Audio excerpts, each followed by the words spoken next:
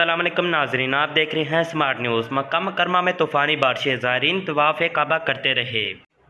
مکہ مکرمہ میں گزشتہ روز طوفانی ہوا اور گرج چمک کے ساتھ موسلا دھار بارشیں ہوئیں۔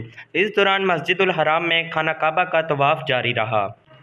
غیر ملکی میڈیا کے مطابق گزشتہ روز مکہ مکرمہ میں طوفانی ہواؤں اور گرج چمک کے ساتھ موسلا دھار بارشیں ہوئیں۔ غیر ملکی میڈیا کے مطابق گزشتہ روز مکہ مکرمہ میں طوفانی ہوائیں اور گرج چمک کے ساتھ موسلا دھار بارشیں ہوئیں۔ ہوائیں اتنی تیز تھی کہ جو بھی چیز اس کی زد میں آئی اڑتی چلی گئی۔ تاہم اس موقع پر مسجد الحرام میں امان مناظر دیکھنے میں آئے۔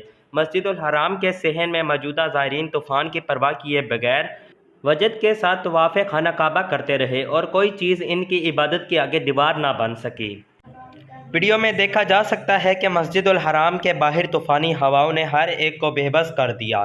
لوگوں سمیت بھاری بھرکم صفائی کی مشینریاں بھی تیز ہواؤں کی زد میں آئی اور معاملات زندگی درہم برہم ہو گئی۔